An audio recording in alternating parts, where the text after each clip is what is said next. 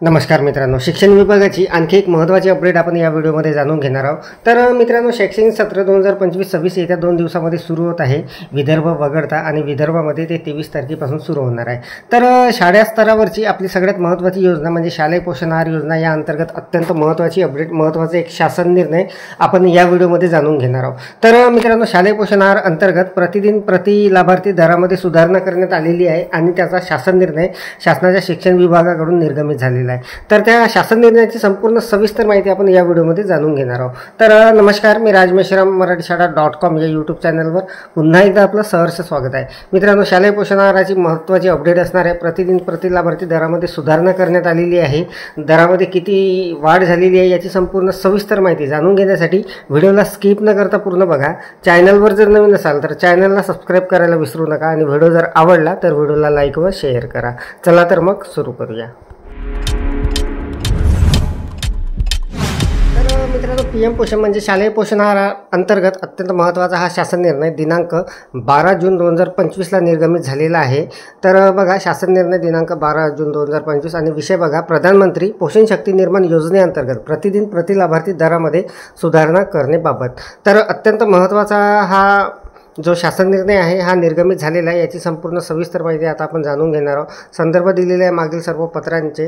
प्रस्तावना: प्रधानमंत्री पोषण शक्ती निर्माण योजनेअंतर्गत इयत्ता 1 ते इयत्ता 5वी मधील प्राथमिक वर्गातील विद्यार्थ्यांसाठी 450 उष्मांक आणि 12 ग्रॅम प्रथिने युक्त, तसेच 6वी ते 8वी मधील उच्च प्राथमिक वर्गातील विद्यार्थ्यांसाठी 700 उष्मांक आणि 20 ग्रॅम प्रथिने युक्त आहार केंद्र शासनाकडून प्रतिदिन प्रति विद्यार्थी प्राथमिक वर्गासाठी 100 ग्रॅम आणि उच्च प्राथमिक वर्गासाठी 150 ग्रॅम तांदूळ पुरवण्यात येतो। केंद्र शासनाने दिनांक 27 नोव्हेंबर 2024 रोजीच्या आदेशान्वये प्रतिदिन प्रति लाभार्थी आहार खर्चाच्या दरात वाढ करण्याचे निर्देश दिलेले होते। त्यानुसार संदर्भातील दिनांक 4 मार्च 2025 रोजीच्या शासन निर्णयान्वये प्रतिदिन प्रति लाभार्थी आहार खर्च मर्यादा प्राथमिक वर्गासाठी ₹6.19 आणि उच्च प्राथमिक वर्गासाठी ₹9.29 याप्रमाणे निश्चित करण्यात आलेली होती। सस्थितीत केंद्र शासनाने संदर्भातील दिनांक 21 एप्रिल 2025 रोजीच्या आदेशान्वये प्रतिदिन प्रति विद्यार्थी आहार खर्चात दरवाढ मंजूर केलेली आहे। त्यानुसार सदर प्रमाणे सुधारित दर लागू करण्याची बाब शासनाच्या विचाराधीन होती। तर बघा, शासन निर्णय दिलेले आहे। प्रधानमंत्री पोषण शक्ती निर्माण योजनेअंतर्गत प्राथमिक तसेच उच्च प्राथमिक वर्गातील विद्यार्थ्यांना खालीलप्रमाणे सुधारित आहार खर्चाच्या दरास मान्यता देण्यात येत आहे। तर बघा, लाभार्थी गट असणाऱ्या इयत्ता 1 ते 5वी आणि यासाठी असणाऱ्या आता ₹6.78 आणि उच्च प्राथमिक इयत्ता 6वी ते 8वीसाठी असणाऱ्या ₹10.17। तर बघा, प्रधानमंत्री पोषण शक्ती निर्माण योजनेअंतर्गत ग्रामीण भागामध्ये तांदूळासोबतच इतर धान्यादी मालाचा पुरवठा शाळा स्तरावर करण्यात येतो।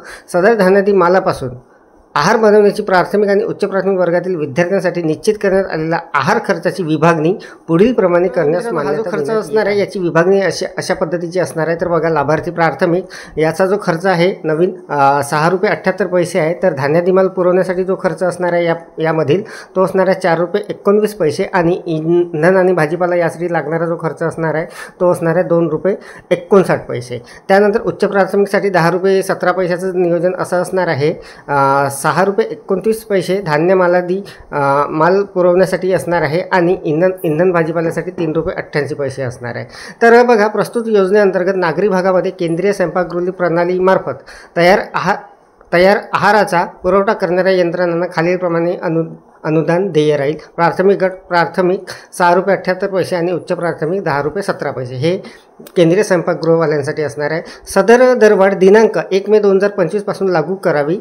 तर मित्रांनो, शैक्षणिक सत्र 2025-26 मध्ये पहिल्या दिवसापासून हे दरवाढ आपल्याला लागू होणार आहे। सदरचा शासन निर्णय नियोजन विभागाच्या अनौपचारिक संदर्भ क्रमांक तसेच वित्त विभागाच्या अनौपचारिक संदर्भ क्रमांक दिनांक 15 मे 2025 अन्वये दिलेल्या सहमतीने निर्गमित करण्यात येत आहे। सदर शासन निर्णय महाराष्ट्र शासनाच्या या संकेतस्थळावर उपलब्ध करून देण्यात आलेला असून त्याचा संकेतांक हा आहे। हा आदेश डिजिटल स्वाक्षरीने साक्षांकित करून काढण्यात येत आहे। महाराष्ट्राचे राज्यपाल यांच्या आदेशानुसार व नावाने प्रमोद पाटील, अवर सचिव, महाराष्ट्र शासन।